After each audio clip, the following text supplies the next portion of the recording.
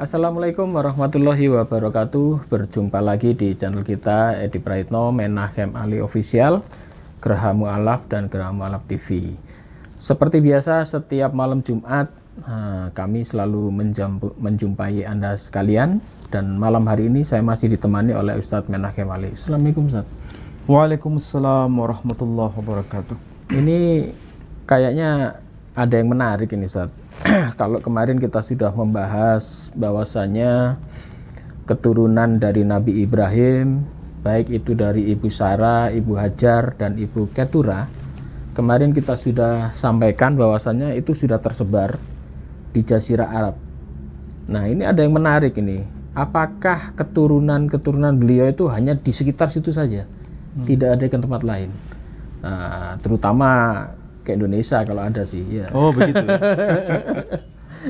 Ya baik Pak Edi, kita akan mencoba menjelaskan apa yang sudah kita lakukan investigasi berdasarkan data-data sumber-sumber primer yang kita bisa validasi pada pertemuan yang lalu. Namun pembahasan pada malam hari ini kita akan coba untuk runut kembali supaya nanti pemahaman para pemirsa itu utuh. Ya. Ada poin penting yang akan kita bahas pada malam hari ini. Pertama, apakah benar bahwa keturunan Ismail itu menyebar sampai ke kawasan di luar Arabia? Yang kedua, apakah betul orang-orang yang ada di kawasan For Indi ataupun Akhtar Indi itu juga bagian dari keturunan Ismail? Maksudnya For Indi? Kalau For Indi itu India depan. India depan. Kalau Akhtar Indi itu India belakang. Maksudnya India yang kita kenal India sekarang, dan sekaligus Nusantara itu juga disebut India belakang. Hindia Belanda gitu kita ya. sebut Hindia Belanda. Ya. Jadi dua poin penting ini coba kita akan telusuri berdasarkan data-data. Ya, Oke. ya. Kita mulai dari Taurat dulu. Karena kalau kita bicara Taurat, itu merupakan dokumen yang paling penting sebagai dokumen awal yang dapat kita akses hingga hari ini. Kalau kita bicara mengenai Taurat itu sendiri, itu kan banyak berkaitan dengan Toldot, silsilah, sejarah berkaitan dengan nasab seseorang. Ya. Dan itu kalau kita cermati dari kitab Taurat sendiri, itu banyak bicara mengenai keturunan Ishak, keturunan Ismail, dan keturunan bangsa-bangsa lain. Termasuk Israel ya. Termasuk bangsa Israel, keturunan dari Yakub. Ya. Keturunan Bani Israel dari Yakub itu dijelaskan dalam kitab Taurat. Tapi masalahnya kitab Taurat itu kan yang dapat kita akses itu abad ke-3 sebelum Masehi. Padahal kalau peristiwanya itu terjadi lebih lama lagi.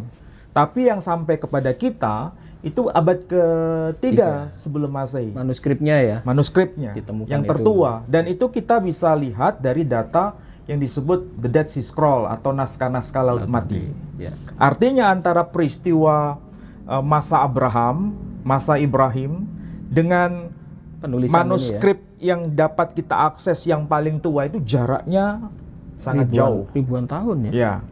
Dan itu fakta real yang dapat kita baca sekarang. Tapi meskipun demikian, itu paling tidak mendekati dengan eranya dibanding dengan masa kita. Sangat terlalu jauh. Tapi minimal kalau kita baca kitab Taurat, kita dapatkan informasi siapa-siapa yang disebut sebagai keturunan Ismail itu. Kita lihat dalam kitab Kejadian pasal 25 ayat yang ke-13. Ya kan? Silakan di blog ayat 13. Itu kalau bahasa Ibraninya tertulis We'elle shemot bnei Ismail besemotam. We'elle, dan inilah shemot, nama-nama bnei Ismail, anak-anak Ismail. Tolong digeser Pak Edi supaya nanti bisa para pemirsa paham. Saya ulangi lagi ya. We'elle, dan inilah Shemot, nama-nama. Benai, anak-anak. Yishmael, berarti Anak-anak Ismail. Maksudnya inilah anak-anak Ismail. Inilah nama-nama anak-anak Ismail. Beshemotam, sesuai dengan nama mereka. Letoldotam, sesuai dengan kelahiran mereka, urutan kelahiran mereka. Bechar Ismail, yang tertua dari Ismail, maksudnya anak yang tertua. Kalau bahasa Arabnya Bikr, bahasa Ibraninya Bechar. Bechar Ismail, yang tertua, anak tertua dari Ismail, disebut Nevayot. Kalau bahasa Arabnya Nabit, bahasa Ibraninya Nevayot. Wekedar, dan juga Kedar. Weatbiel, dan juga Atbiel. Umibsam, dan juga Mibsam. Wemishma, dan juga Mishma. Weduma, dan juga Duma. Umassa, dan juga Massa. Hadad, nah termasuk juga Hadad, ada orang namanya Hadad Alwi. Itu ya dari sini. Berarti diambil dari kata ini. Ada nama yang disebut Hadad. Kemudian Wetema. Ada nama tema. Yetur. Yaitu Yetur. Kemudian Nafis, dan juga Nafis. Wekedemah, dan juga Kedemah. Jadi ini nama-nama anak-anak Ismail yang disebutkan. Kemudian ada penjelasan rincian di sini. Khususnya ayat yang ke-18. Mereka itu tinggal di kawasan mana? Ayat 18. Wa yiskenu mehawila. Mereka sakana. Sakana itu bahasa Arabnya. Kalau bahasa Ibraninya sakana juga. Dan di sini kalau bentuknya jamak, wa yiskenu, dan mereka itu mendiami. Mehawila, dari Hawila. Asyur, menuju Asyur. Asher al-Panay Mitzrayim, yang ada di belahan sebelah dari Mitzrayim, dari Mesir. Ubaka Asyura, sehingga menuju ke wilayah Asyur. Wilayah Syur. Asyur maksudnya. Al-Panay kol ahaif naval, dan di hadapan saudara-saudara mereka tinggal. Perhatikan di sini ada kata kunci, kata Syur dan kata Asyur. Kalau Syur itu sebelah dari Mesir, berbatasan dengan Mesir. Sedangkan Asyur itu wilayah yang paling timur, yang kita kenal dengan sebutan Babel. Dan di situ ada tanda sungai yang disebut Sungai Efrat. Dan kita sudah rinci pada pertemuan yang lalu. Nah, sekarang kalau kita lihat begini, berarti ini adalah kawasan yang kita kenal dengan sebutan kawasan Arabia. Arabia itu dibagi dua. Ada Arabia Utara, ada Arabia yang kita sebut dengan Arabia Felix. Kalau Arabia Utara itu disebut Arabia Petraea. Sedangkan Arabia yang disebut Jazirah Arabia itu disebut sebagai Arabia Felix. Silakan cek peta. Peta Claudius Ptolemy. Yang ini ditulis pada tahun 150-an Masehi. Beliau meninggal tahun 170 Masehi. Perhatikan di sini. Ini kalau kita lihat yang ada deretan pegunungan ya ke arah bawah, semuanya itu disebut sebagai Jazirah Arabia. Tolong diperkecil lagi Pak Edi. Terus, oke, stop. Ini ya mulai dari pegunungan berjajar ini sampai ke selatan terus menuju lautan Hindia. Ini disebut sebagai Jazirah Arabia, atau bahasa Latinnya disebut Arabia Felix. Oke? Berarti ini sampai sekarang masih eksis. Ada dibagi beberapa negara sekarang. Saudi Arabia, Yaman, Oman, Uni Emirat Arab, kemudian Qatar, Bahrain, dan lain sebagainya. Itu masuk kawasan Jazirah Arabia. atau dikenal dengan sebutan Arabia Felix. Sedangkan yang di bagian atas dari pegunungan ke arah utara itu disebut Arabia Petraea. Ya. Oke. Semua itu adalah kawasan Arabia secara keseluruhan. Tetapi pembagian tadi dua wilayah itu penting untuk diketahui. Dan sampai hari ini nama-nama yang tercatat pada peta Claudius Ptolemy yang ditulis tahun 150 Masehi, nama-nama itu masih abadi sampai hari ini. Ya. Bahkan kawasan yang sebetulnya asing bagi kita, nama itu tidak populer, itu sudah tercatat pada peta yang ditulis oleh Claudius Ptolemy. Nama apa itu? Coba diperbesar Pak Edi. Diperbesar, terus agak ke atas. Maksudnya ke bawah. Oke, terus stop. Oke, perhatikan di sini. Di sini ada istilah Sabe dan Sabei. Kemarin kita sudah bahas kan? Ya. Ini menunjuk pada suku yang disebut sebagai suku Saba. Dan suku Saba kita kenal seorang ratu selatan yang disebut Ratu Balkis. Ya. Dan Saba ini atau Sabe itu adalah keturunan dari Ketura, istri Abraham. Istri Ibrahim. Ratu Saba. Kita mengenal dengan Ratu Saba atau kita menyebutnya dengan Ratu Balkis. Ya. Kita kenal itu dan sangat familiar. Tapi coba lihat agak ke selatan dikit. Di sini ada istilah apa? Nama kawasan. Kawasan apa ini? Ini disebut Elisori. Elisori. Ini Ingat, S ya? ini dibaca bukan dengan huruf S, tapi huruf S. Bukan F ya, iya. bukan Fanta, Iya. tapi dibaca saya S. Oke, ini dibaca Elisori.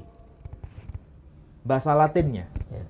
Apakah betul ini adalah istilah Arab yang mengalami proses Helenisasi?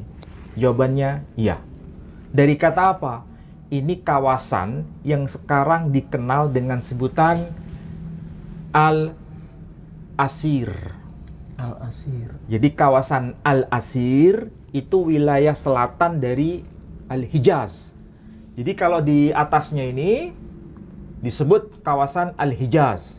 Di bawahnya Al-Hijaz itu disebut kawasan Elisori. Yang kalau versi bahasa Arabnya El-Asir atau Al-Asir. Ketahuan kan?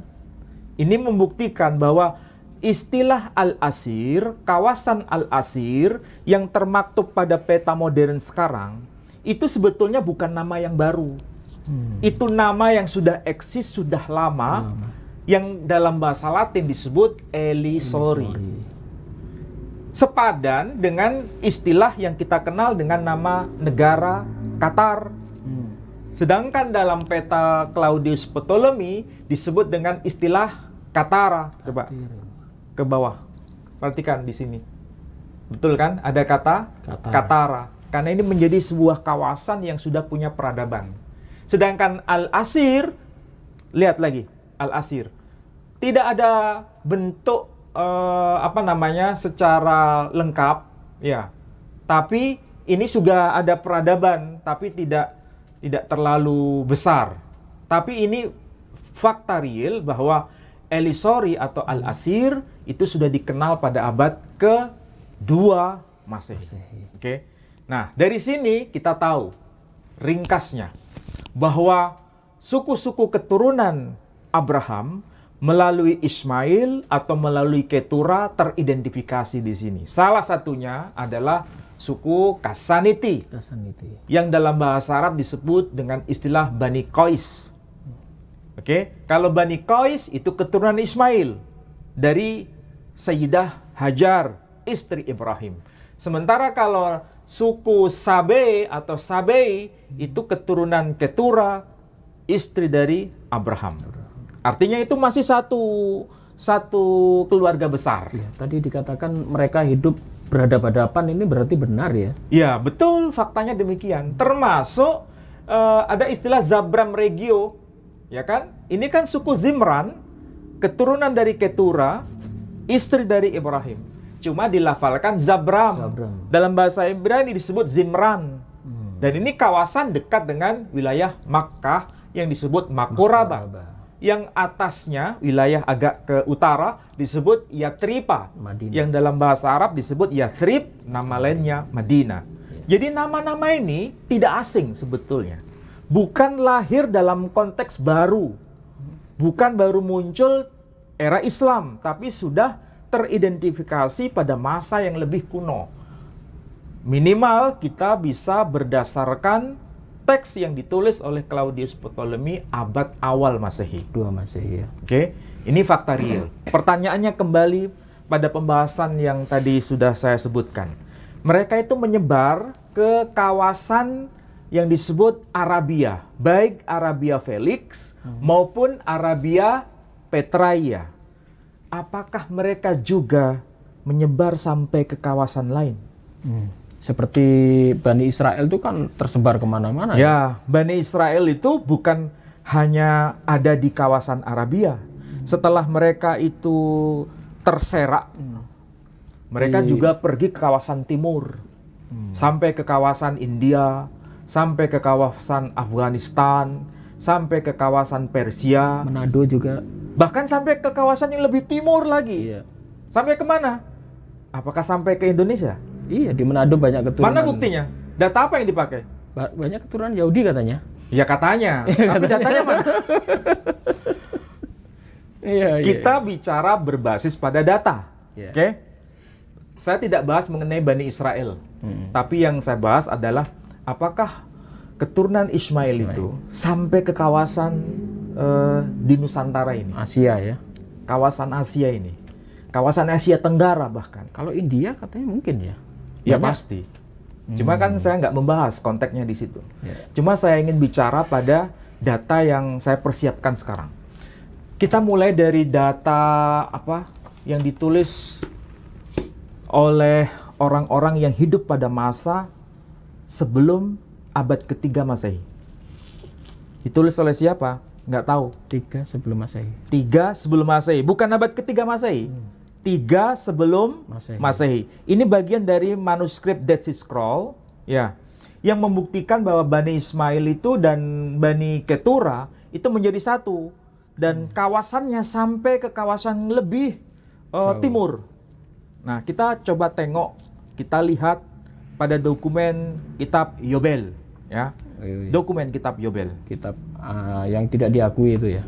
Kitab Yobel itu memang bagian kitab suci dari kalangan Kristen Ortodok Tuwahedo, di kalangan masyarakat Ethiopia. Tapi ini tidak diakui di kalangan Katolik ataupun di kalangan Protestan. Tapi karena ini diakui di kalangan Ortodok Tuwahedo, Ortodok Ethiopia, mari kita belajar bersama bahwa istilah Asyur ataupun istilah Syur itu identik dengan istilah yang dibahas di sini. Kita kalau lihat teksnya, tolong di-shoot secara jelas ya.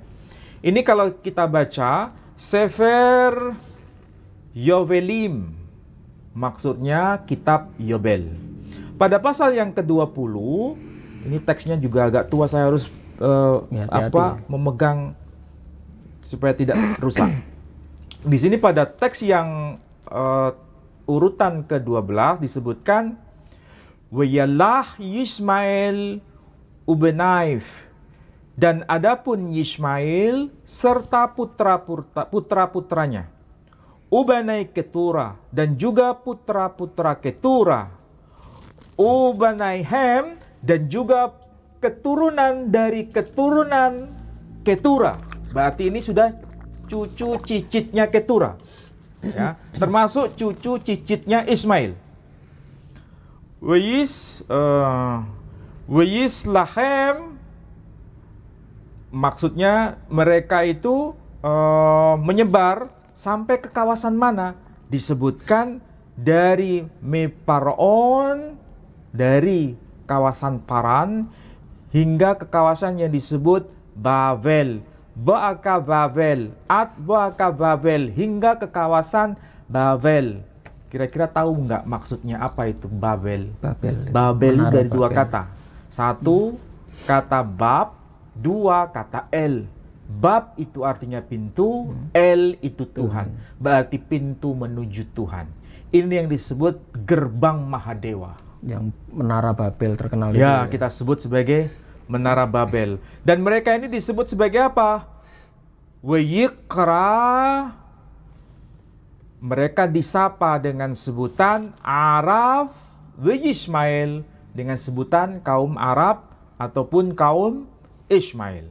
Nah, sekarang kalau kita sudah tahu begini, ini membuktikan bahwa mereka itu sudah menyatu menjadi satu.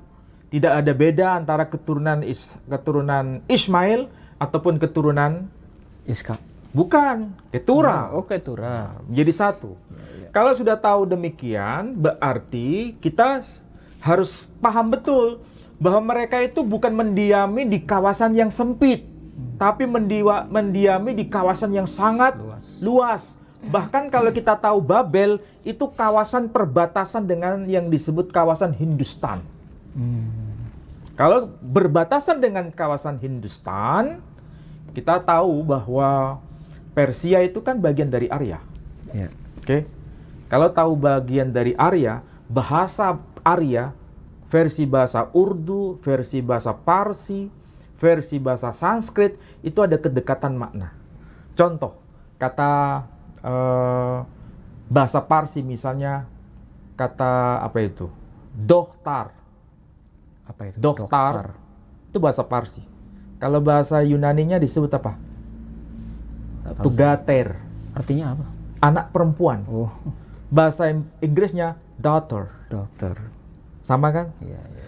Kalau misalnya ayah dalam bahasa Sanskrit disebut dengan istilah pitar. Sedangkan dalam bahasa Parsi disebut dengan istilah fader. Bahasa Inggris disebut father. Bahasa Jerman disebut vater. Ini membuktikan bahwa ada kedekatan makna dan itu bahasa yang berlaku di kawasan timur, tapi menyebar sampai ke Eropa. Nah, sekarang pertanyaannya, apakah Bani Ismail itu juga menyebar sampai ke kawasan yang disebut tanah Jawa atau Nusantara atau yang disebut sebagai Akhter Indi? Karena orang-orang Eropa menyebut India itu bukan hanya India, negara India sekarang. Pakistan tuh disebut India awalnya. Bangladesh disebut India. India pun disebut India. Termasuk Asia Tenggara, semua disebut India. Cuma disebut dengan istilah India Kepulauan. Makanya ada istilah Indonesia. Pak Edi tahu nggak apa makna dari Indonesia? Apa itu? The Islands of India. Pulau-pulau di India. Jadi kalau sebutan Hindia Belanda itu perspektif kolonial menyebut Hindia Belanda. Maksudnya itu India yang dikuasai Belanda. termasuk Indonesia. Bukan termasuk Indonesia, memang itu Indonesia. Dikuasai Belanda. Iya, iya. Makanya disebut Hindia Belanda. Maksudnya itu wilayah India yang dikuasai Belanda. Berarti wilayah India itu sangat luas sekali. Sangat luas. Iya, sangat luas. Kalau kita tahu misalnya ya, Santo Hierom sendiri itu ketika menyebut kata Ofir itu diterjemahkan India. Padahal kita tahu Ofir itu kan keturunan dari Yoktan. Yoktan itu kan berada di kawasan Arabia, tapi keturunannya sampai ke kawasan India. Tapi India di sini dia yang mana? India depan atau India belakang? Nah, itu menjadi perdebatan.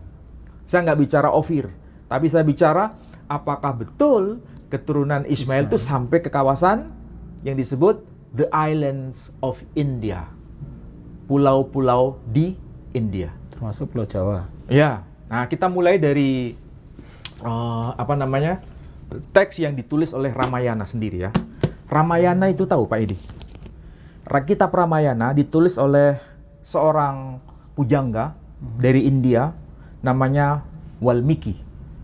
Beliau menulis karya teks suci ini pada tahun 150 Masehi. Ketika kita menyebut istilah Ramayana, pasti rujukannya pada tokoh yang bernama Walmiki. Dan itu beliau menulis tahun 150 Masehi. Dan ini sejajar dengan masa ketika Claudius Ptolemy membuat peta. Oh, iya abad kedua ini ya. Sama abad kedua. Beliau meninggal tahun 170 Masehi. Itu Claudius Ptolemy. Dan kalau kita baca peta Claudius Ptolemy, beliau sudah menulis kata Iabadiu. Iabadiu. Arti harfiahnya Pulau Jawa. Jadi ditulis dengan bahasa Yunani, Iabadiu. Aneh kan? Tapi itu maksudnya sama dengan Pulau Jawa. Pulau Jawa. Karena kalau kita cermati secara kebahasaan, Iabadiu diambil dari bahasa Latin, tidak ketemu akar katanya. Diambil dari bahasa Yunani, tidak ketemu akar katanya. Tetapi kalau kita sinkronkan dengan bahasa Sangsekerta, ketemu. Ternyata istilah Iabadiu itu adalah bentuk bahasa Latin dari bahasa Sanskrit dari kata Jawa Dwipa. Oh, Jawa Dwipa. Jawa Dwipa menjadi Iabadiu. Oh. Dan tertulis di sini, kalau kita lihat, saya kebetulan yang bawa versi Inggrisnya, tapi kalau kita cari pada Sarga 25. Ini kitab suci orang Hindu.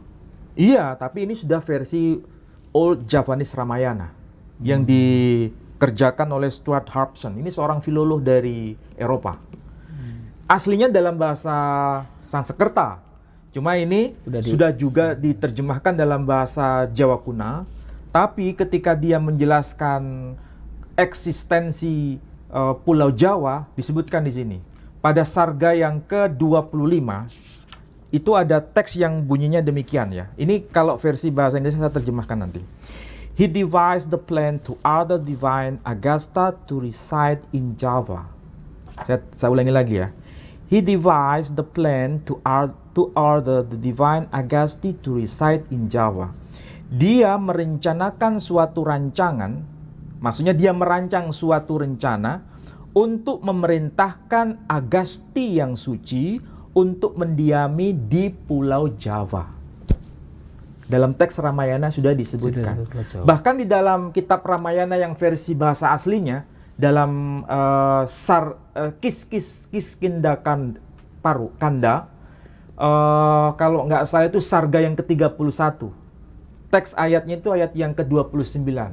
Dituliskan, Yanavanto Jawa Dipam Saptarajo Sopabupitam. Pak Edi ngerti nggak? Ngerti. Yanavanto Jawa Dipam Saptarajo Sobitam. Maksudnya, jelajahilah dengan sungguh-sungguh Pulau Jawa. Saptarajo Sobitam. Kamu akan menemukan 7 kerajaan yang ada di sana. Oh. Di mana itu ditulis? Dalam kitab Ramayana. Jadi nama Pulau Jawa itu bukan baru muncul abad ke-19. Oh, iya. Nama Pulau Jawa itu bukan baru muncul abad ke-18 Masehi, tapi sudah eksis pada abad ke-2 Masehi. Dan ditulis oleh siapa? Ditulis oleh seorang tokoh yang bernama Walmiki. Ini kalau kita baca di sini. Nah, kemudian kalau kita baca apa yang ditulis oleh seorang tokoh pujangga besar yang bernama Raden Ngabei Ronggowarsito. Ya kan? Siapa yang tidak kenal tokoh yang bernama Raden Ngabei Ronggowarsito? Raden Ngabei Ronggowarsito itu adalah seorang santri sebetulnya. Santri dari seorang guru besar yang bernama Kiai Kasan Besari. Dan itu pondoknya sampai sekarang masih eksis. Namanya Pondok Pesantren Tegal Sari. Semua raja, semua orang besar di Yogyakarta ataupun di Surakarta, semua belajar Islam pada Kiai Kasan Besari. Dan salah satu tokoh Belanda yang mencoba untuk melestarikan bahasa khas pesantren Tegal Sari itu ditulis oleh seorang ahli filolog Belanda yang bernama Winters. Itu menulis karya dalam bentuk kamus. Termasuk kalau kita belajar mengenai dokumen-dokumen yang ditulis pada masa itu, kita bisa baca dari tulisan Raden Ngabei Ronggowarsito. Karena dia itu jebolan dari santri Tegal Sari. Anehnya, tokoh yang bernama Raden Ngabei Ronggowarsito, meskipun dia belajar di pesantren, beliau nggak pernah nulis teksnya dalam versi bahasa Arab. Bahkan semua tulisan beliau itu ditulis dengan huruf Hono Coroko. Bahasa Jawa. Itu ada sesuatu pasti. Mengapa seorang santri kan seharusnya akrab dengan huruf Arab? Tidak mungkin seorang santri itu tidak mengerti tulisan Arab. Dan tidak mungkin mengerti, maksudnya dan tidak mungkin tidak mengerti bahasa Arab. Paham maksud saya Pak Edi? Iya. Tapi kenapa Raden Ngabei Ronggowarsito tidak menulis dengan huruf Arab, tidak mau menulis dengan bahasa Arab? Kenapa? Sampai sekarang masih belum terjawab itu. Tapi masalahnya, semua tulisan-tulisan beliau itu merujuk pada kitab-kitab berbahasa Arab. Tetapi itu ditulis dengan huruf Jawa. Misalnya, dia melafalkan istilah Miladun Niren, kitab Miladun Niren. Itu versi Jawanya. Tapi itu kalau dicari versi teks Arabnya, disebut kitab Milad An-Nurain, kelahiran dua cahaya. Tentu saja ini PR bagi siapapun yang sedang menyaksikan tayangan kita malam ini. Kitab apa itu yang disebut kitab kelahiran dua cahaya? Yang dirujuk oleh Raden Ngabei Ronggowarsito.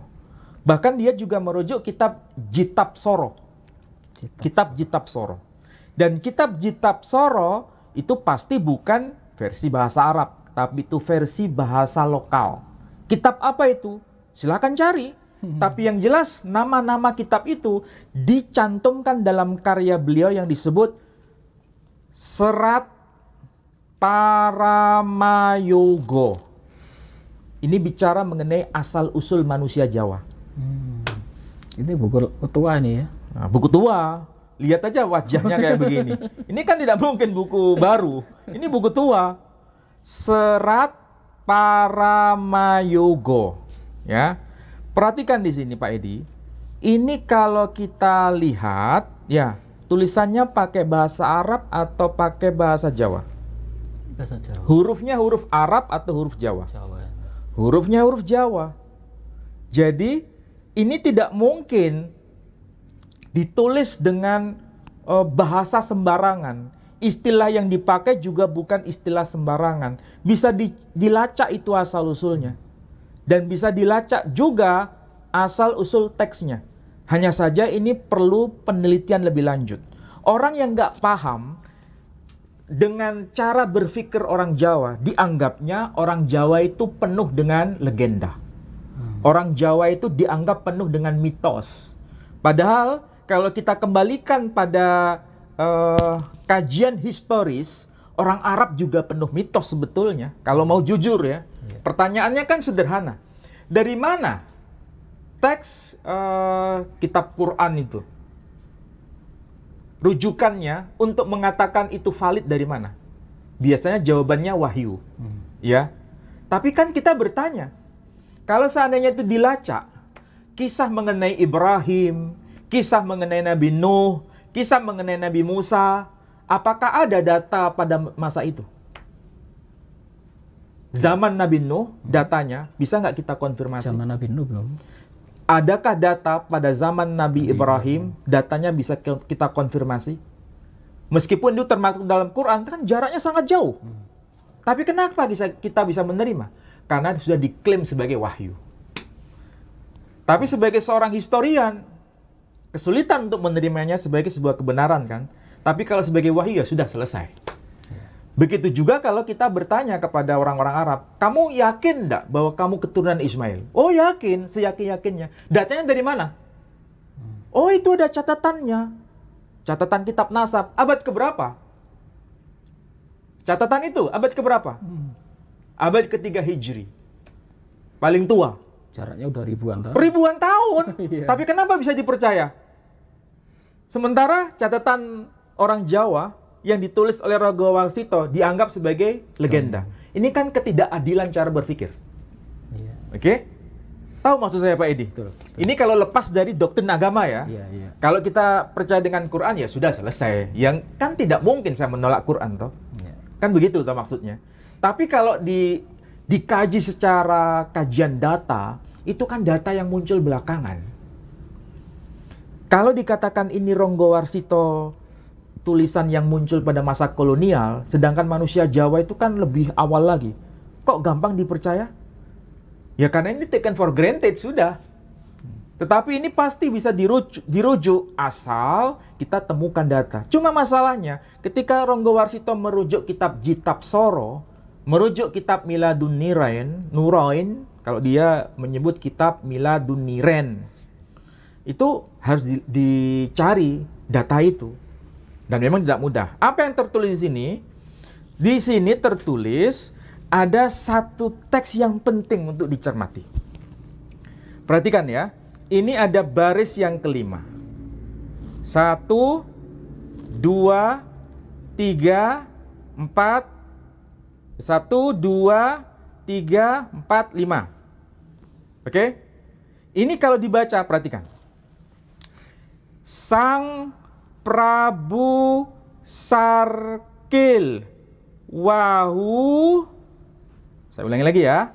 Sang Prabu Sarkil Wahu terahipun Kanjeng Nabi Ismail. Ismail.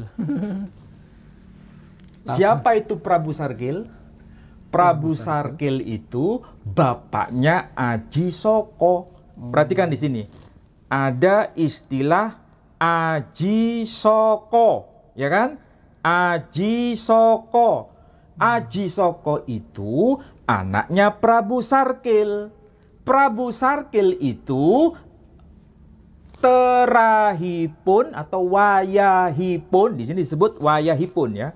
Wayahipun Kanjeng Nabi Ismail.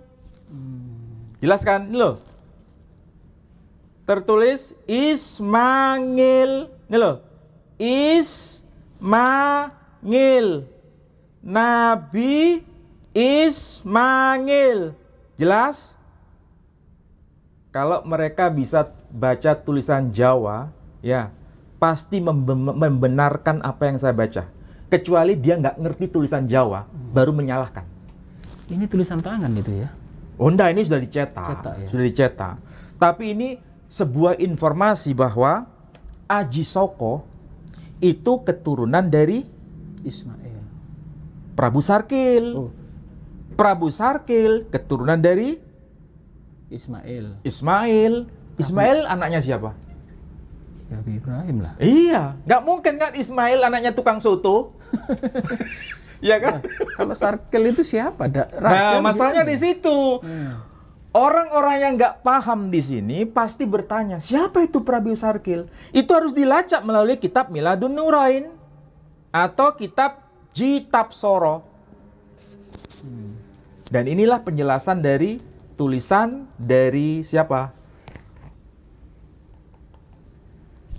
Tokoh yang bernama yang tadi saya sebut Raden Ngabei Ronggo Warsito. Dan semua ini nanti bisa kita kaji bersama kalau kita buka semua data-data lama. Nah, tadi sudah saya kutipkan misalnya kitab Ramayana ya. Kitab Ramayana sudah menyebut nama Jawa Dwipa. Ya. Ya.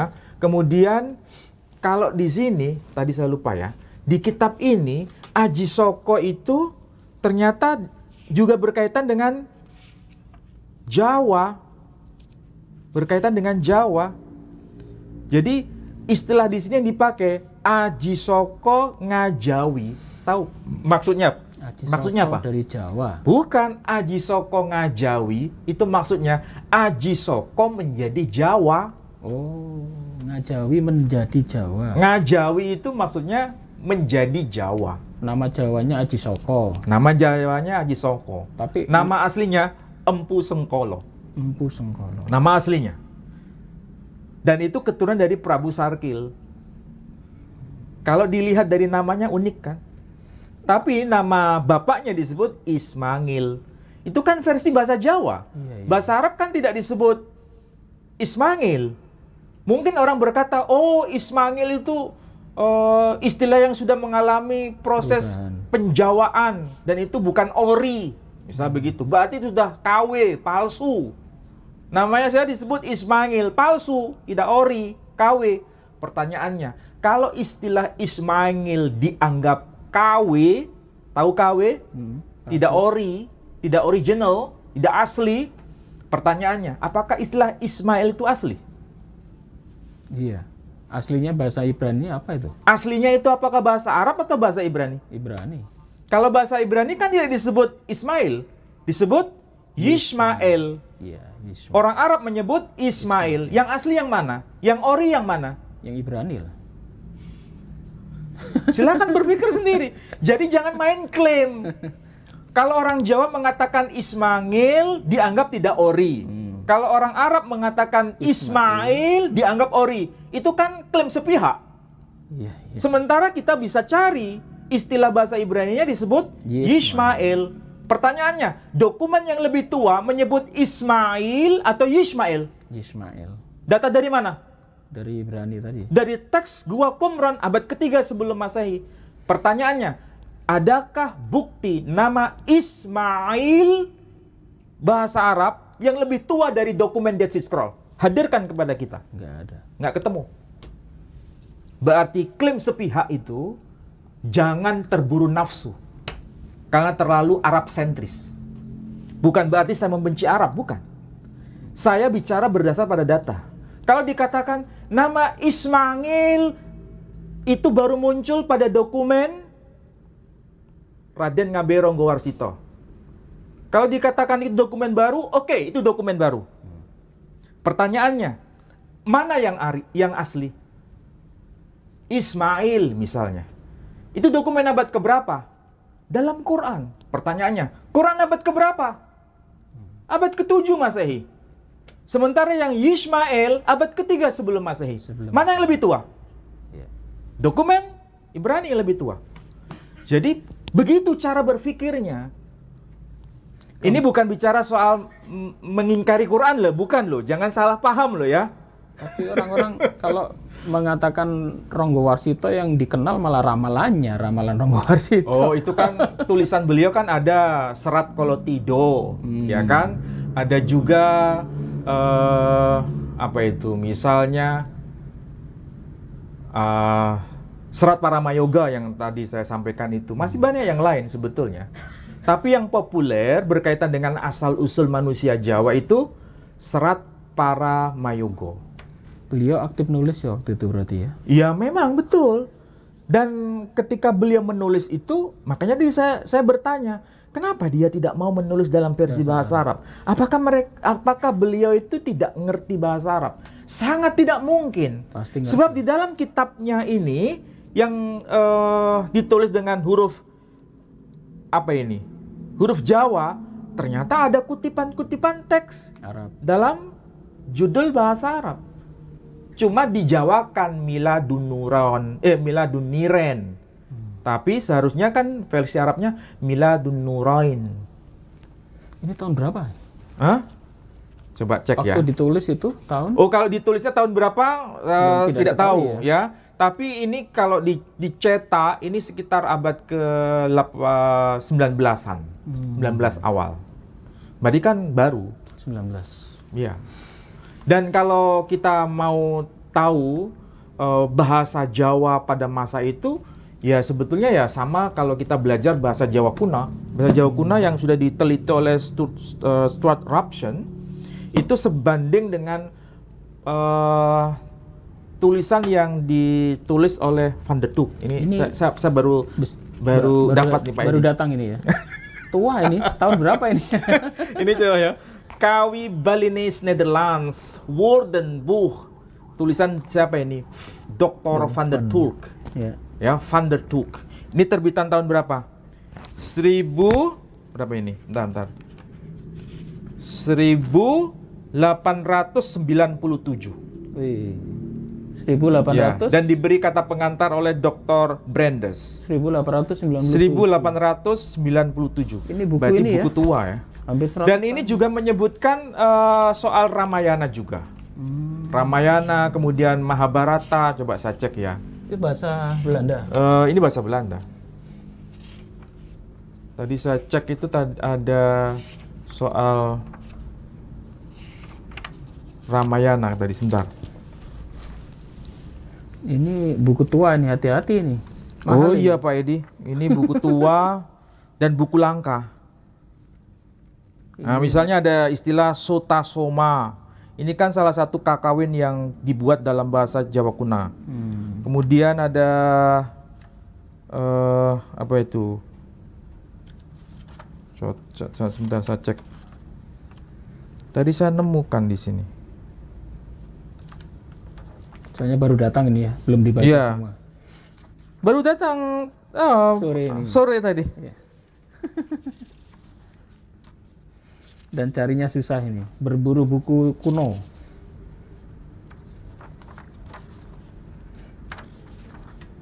Nah, Pak Edi mau tanya? Sambil saya buka.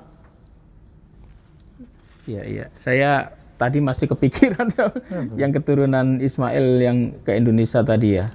Keturunan Nabi Ismail yang ke Indonesia, ke Indonesia atau yang ke Jawa? Oh iya, ke Jawa ya. Prabu Sarkil, raja mungkin itu ya. Ya, kalau Prabu memang di sini disebut raja. Jadi Prabu itu kan bahasa Jawa. Berarti dia orang Arab. Kalau bahasa Arabnya kan Malik. Kalau bahasa Ibraninya kan Melek. Terus jadi atau Sarkil? Molek. Sedangkan kalau bahasa Jawa jadi Prabu. Sebetulnya itu bukan bahasa Prabu, Jawa. ya. Prabu itu bahasa Sangsekerta. Cuma mengalami proses penjawaan, diadopsi, tetap dipakai istilah Prabu. Sarkil itu nama dari sang tokoh. Tapi bisa jadi itu sebutan. Kita tidak tahu sebetulnya asal usulnya. Cuma yang dikenal dengan istilah Sarkil. Sedangkan Aji Soko itu kan julukan. Nama aslinya adalah Empu Sengkolo. Dan itulah yang ditulis dalam buku-buku yang terbitan tahun 1800-an. Tapi Bapak Ronggo Warsito tadi tidak menjelaskan ya siapa itu Prabu Sarkil itu ya? Iya, nggak menjelaskan secara detail. Nah, di sini juga disebutkan mengenai calon arang, kemudian tadi juga Sotasoma, Suara Sanjaya, Tantri Kamandaka, dan lain sebagainya. Jadi ini berkaitan dengan istilah-istilah bahasa Kawi yang ditulis oleh Van der Tuuk, itu minimal bisa kita jadikan referensi untuk membaca teks Ramayana bahasa Jawa kuno. Nah, ini tokohnya sekarang sudah lama dikubur di tanah Surabaya. Oh, dimakamkan di Iya, Surabaya. di Peneleh sini. Oh. Jadi orangnya itu meninggal di Peneleh, di Surabaya. Kalau dimakamkan tahun 1800 itu berarti jaya-jayanya VOC itu ya? Iya, betul. Kalau jaya-jaya Indonesia terus. Belanda masuk Indonesia tahun 1600-an. Nah, sekarang saya tanya kepada Pak Edi. Pak Edi yakin enggak bahwa Pak Edi ini keturunan dari Nabi Ismail? Oh, saya orang Jawa. Kalau yang berdiri itu orang Sunda itu. Nah, kalau nggak salah orang Sunda pun mengatakan bukan Aji Soko tapi Aji Saka. Oh iya. Ya. Kalau orang Sunda pakai A, kalau Iya, orang Jawa pakai O. dan orang Sunda mengaku dirinya keturunan Aji Saka juga. Haji Saka, ya Iya. betul. Iya kan? Berarti yang dimaksud Jawa di situ bukan hanya orang Jawa tapi mereka yang tinggal di Keseluruhan. Pulau Jawa. Berarti dulu Jawa itu ya seluruh Jawa Barat, Jawa Tengah, Jawa Iya, Timur itu. masuk jadi Iya. satu. Tapi sekarang orang DKI nggak mau disebut orang Jawa. Oh gitu ya, Iya, itu itu. pergeseran makna. Itu orang DKI itu. Jadi kalau berdasarkan data ini Pak Edi, kita paling tidak tahu bagaimana cara berpikir orang Jawa. Bahwa mereka menyatakan dirinya sebagai keturunan dari Aji Saka, sebagai pangkalnya. Dari Prabu Sarkil. Nah, beliau itu keturunan dari Prabu Sarkil. Prabu Sarkil Keturunan itu dari keturunan Ismail. dari Ismail. Dan Ismail itu keturunan dari Ibrahim. Ini cara berpikir Jawa. Persis dengan cara berpikir orang Arab. Orang Arab mengklaim dirinya sebagai keturunan Ismail. Ya, dari Bani itu. Orang-orang Arab Musta'ribah itu mengklaim dirinya sebagai keturunan Ismail. Iya kan? Klaim itu kita nggak bisa tolak. Karena itu berkaitan dengan apa? Cara berpikir dari masing-masing komunitas. Masalahnya kalau cara berpikir ini hanya diklaim bagi mereka sendiri, yang lain ditolak, itu namanya klaim sepihak. Ya, meskipun tidak disebutkan keturunan Ismail itu kan ada 12 anaknya yang terkenal. Ya. aja. Tapi dari mana pokoknya keturunan Ismail Iya, gitu keturunan ya. Ismail kan banyak. Iya, iya, iya, iya. Bahkan kalau kita mau jujur ya, Bani Israel pun sampai ke wilayah Indonesia. Salah satunya siapa? Ahmad Dhani. Ahmad Dhani. Ahmad Dhani Oh, penyanyi itu. pemusik Hmm.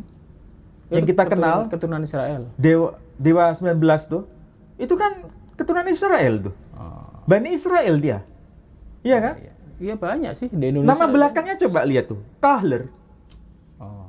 Iwan Musri. Itu kan anaknya dari David Musri, yang Muslim itu. Itu keturunan Bani Ismail. Bani Israel. Sampai ke sini.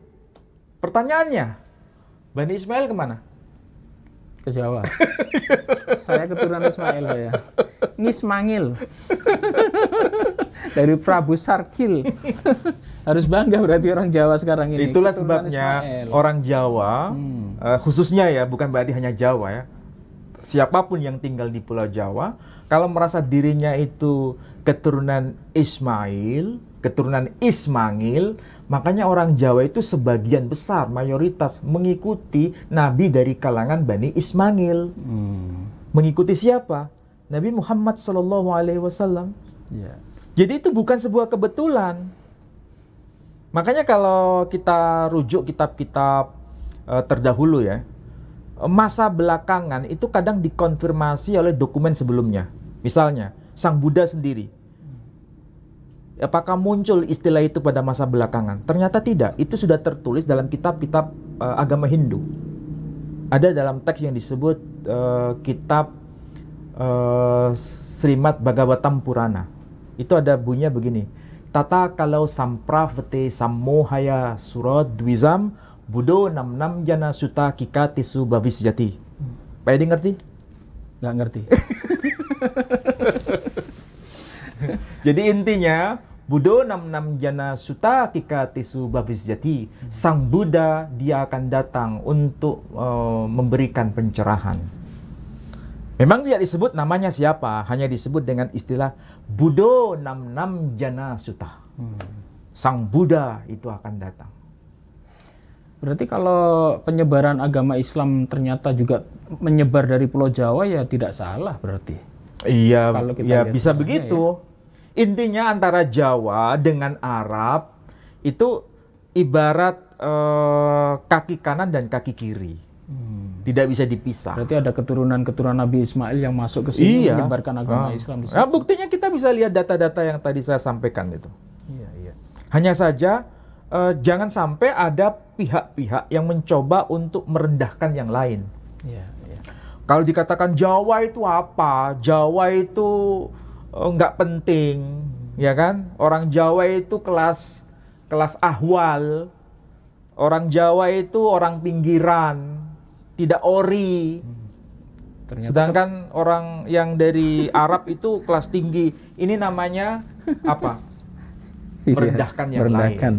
Ternyata ada orang Jawa keturunan Nabi Ngismangil dari Prabu Sarkil. Masya Allah. Baru tahu saya ini. Berarti besok ini tugas kita harus menyelidiki itu siapa Ya. itu Prabu Sarkil. Iya, harus. Mungkin kalau ada dokumen terbaru bisa dilacak lagi ini. Iya. Bisa beli nih. Cari lelang-lelang. Siapa netizen yang tahu ada buku kitab dari Prabu Sarkil ini Pak Ali siap beli ini. Baik, terima kasih.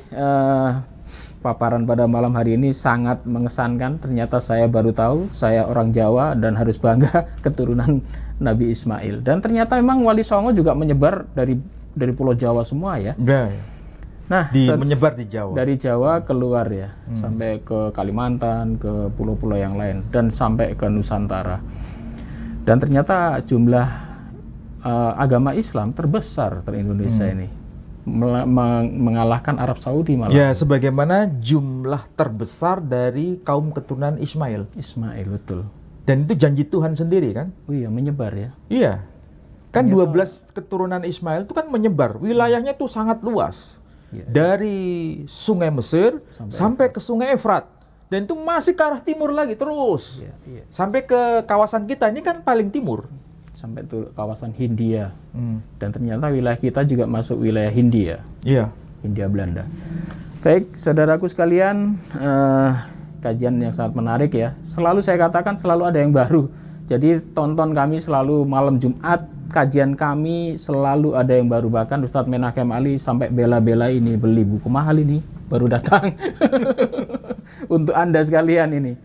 Jadi pantengi channel-channel kami, dan jika ini bermanfaat tolong dukung kami. Kami dari Yayasan Pembina Mu'alaf membutuhkan dukungan dari Anda. Kami membina banyak mu'alaf. Beberapa minggu yang lalu banyak mu'alaf yang sudah kita mu'alafkan. Ini yang di Surabaya saja, belum yang di luar-luar kota.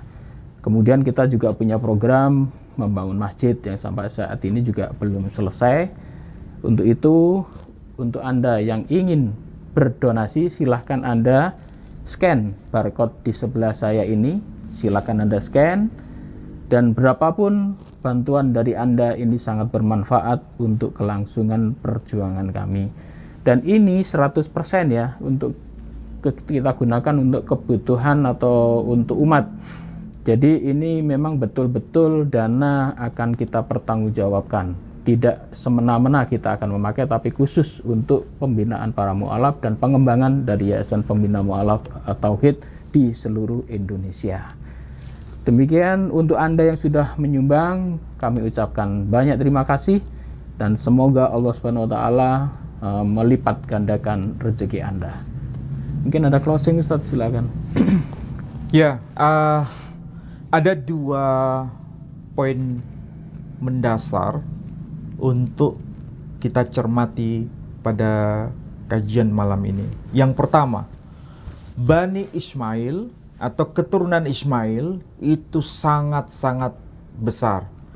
Bahkan itu merupakan janji Tuhan sendiri. Legoi Gadol akan menjadi bangsa yang besar. Dan itu termaktub dalam kitab Taurat sendiri. Termaktub dalam Bible, termaktub dalam kitab Perjanjian Lama. Artinya, Legoi Gadol secara harfiah bangsa yang besar. Bangsa yang besar ini diikuti dengan kawasan yang besar.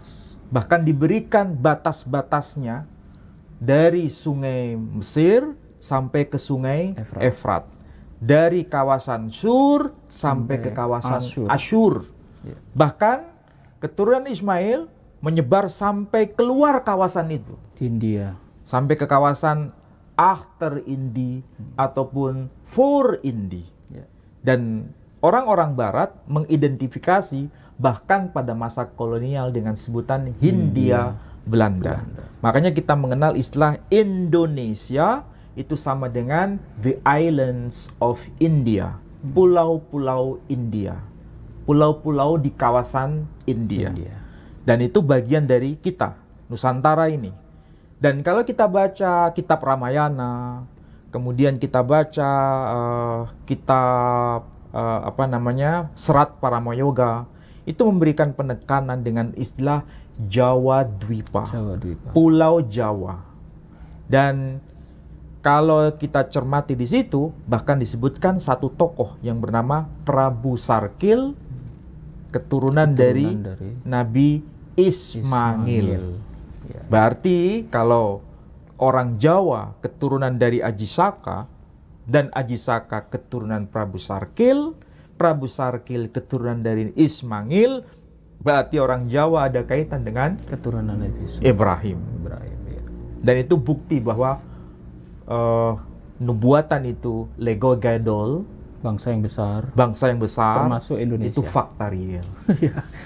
Dan ini menarik ya, karena bulan-bulan ini kan bulan Agustus. Jadi paparan kajian pada malam hari ini pas sekali ya untuk membangkitkan giroh Semangat nasionalisme. Ternyata kita ini bukan bangsa remeh-temeh. Iya, Bangsa yang direndahkan. Kita ini ternyata bangsa yang besar, keturunan dari Nabi yang besar, Nabi Ismail yang menurunkan Nabi Muhammad juga. Dan ternyata keturunannya itu sampai ke Indonesia, terutama di Pulau Jawa. Wah, luar biasa. Demikian saudaraku, pada kajian malam hari ini, pantengi lagi minggu depan, malam Jumat, kita akan membedah yang lebih heboh lagi. Untuk itu selalu Anda pantengi kajian-kajian kami dengan Ustadz Menahem Ali. Demikian, mohon maaf jika ada salah kata. Wabillahi taufik wal hidayah. Wassalamualaikum warahmatullahi wabarakatuh. Waalaikumsalam warahmatullahi wabarakatuh.